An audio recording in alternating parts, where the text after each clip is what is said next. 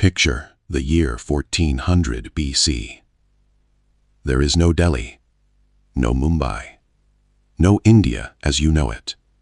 There are only rivers, forests, and tribes, each fighting for the same fertile land in what we now call Punjab. On one side, a single king. His name is Sudas. He rules a tribe called the Bharatas. He has a brilliant priest as his advisor, and he has an army, outnumbered at least 3 to 1. On the other side, 10 kings, 10 armies, 10 tribes who hated each other, but hated Sudas more. They had come together for one reason, to destroy him. What happened next on the banks of the Ravi River would be recorded in the oldest text in Indian history, the Rigveda, and it would echo through 3,000 years of Indian civilization. This is the Battle of 10 Kings. This is India's first war.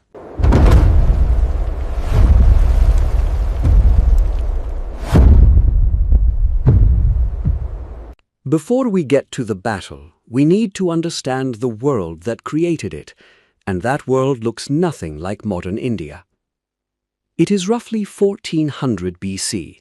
The Harappan civilization, those great cities of Mohenjo-Daro and Harappa, has already collapsed.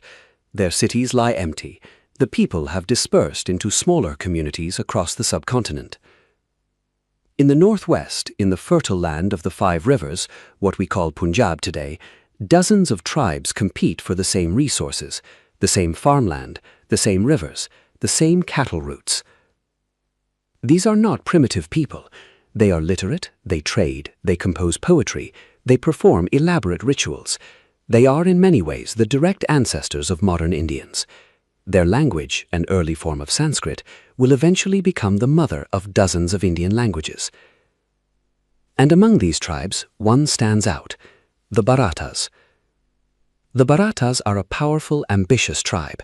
Their king is Sudas, a military commander and politician of rare ability, and his family has just done something that changed the political landscape forever. Sudas's father had employed a great Vedic sage named Vishwamitra as the family's chief priest and advisor, but Sudas, either because of a disagreement or political calculation, replaced Vishwamitra with a rival sage, Vasishta. That one decision created Sudas's most dangerous enemy. Vishwamitra was furious, and he was not the kind of man who forgave quietly. He went to Sudas's rivals, the 10 other tribes of Punjab, and he did what angry, brilliant men have always done throughout history. He organized them. The 10 kings who allied against Sudas are named in the Rigveda. They include some of the most powerful tribes of ancient India, the Purus, the Yadus, the Turvashas, the Anus, the Druyus, and 5 others. These are not small tribes. Together, they command a force that dwarfs the Bharatas. The coalition army was enormous, possibly 6,000 to 10,000 warriors, against Sudas's much smaller force. And Vishwamitra gave them something even more valuable than numbers: strategy. The plan was elegant. The coalition would attack from multiple directions simultaneously, using the Ravi River as the battlefield. The river would act as a trap. The Bharatas would be caught between the water and the enemy. On paper, this was unwinnable for Sudas. But Sudas had something the coalition lacked. He had Vasishta. While Vishwamitra was the more famous sage, a figure so powerful that legends would say he tried to create an alternate universe, Vasishta was a different kind of strategist. Calm where Vishwamitra was passionate. Patient where Vishwamitra was impulsive. And according to the Rigveda, Vasishta advised Sudas to do something no general with a smaller army would normally do: attack first. The battle took place on the banks of the Ravi River. The Rigveda calls it the Dasharajna, literally the Battle of 10 Kings. Here is what the ancient text tells us happened. Sudas did not wait to be surrounded. He crossed the Ravi and engaged the coalition before they could complete their encirclement. It was an audacious move, fighting across a river against a larger force. The Rigveda records that the river itself seemed to aid Sudas.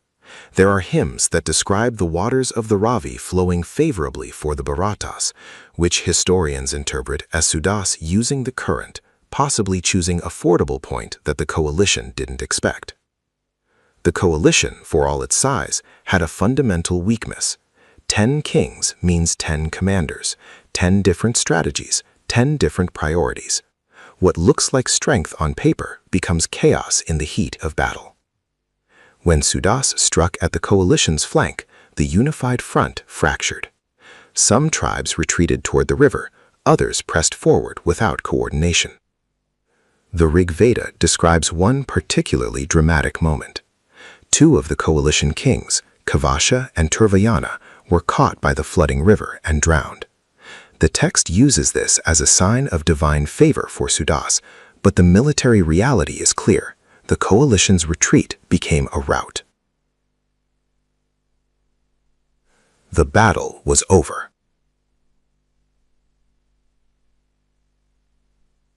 Sudas, with his smaller army, had defeated a coalition of 10 kings in a single engagement. So what happened after Sudas won?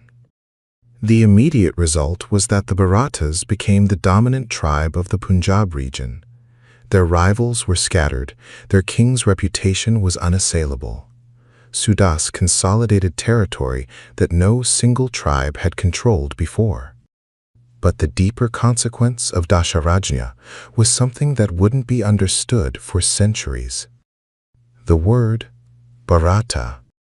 Sudas's tribe was called the Bharatas.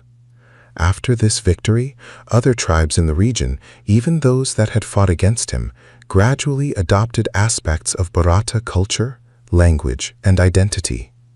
Over generations, Bharata stopped being the name of one tribe and became something larger, a civilization. When we say Bharata today, the official name of the Republic of India, we are invoking a word that traces back to this tribe, to this battle, to this king. The name of the country you live in has its roots in a battle fought 3,400 years ago on the banks of the Ravi River. Now, I want you to notice something about this battle, because you're going to see this pattern again and again throughout Indian history. Sudas was outnumbered. He faced a coalition that should have crushed him, and he won, not because of superior numbers, but because of 3 things: unity of command, superior intelligence, and the willingness to attack when the enemy expected defense. Contrast that with the coalition of 10 kings, larger army, more resources, and they lost, because 10 commanders who disagree are worse than 1 commander who is clear.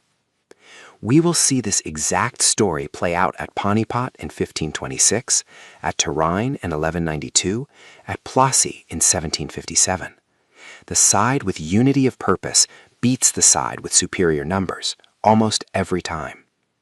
The Dasharajna isn't just ancient history, it's the first chapter of a pattern that defines Indian military history for the next 3,000 years. And here is the most remarkable thing about this battle. We almost lost this story entirely. The only reason we know it happened is that Vasistha composed hymns celebrating the victory, and those hymns were preserved as part of the Rigveda. Book 7 of the Rigveda is essentially a first-hand account of India's first war.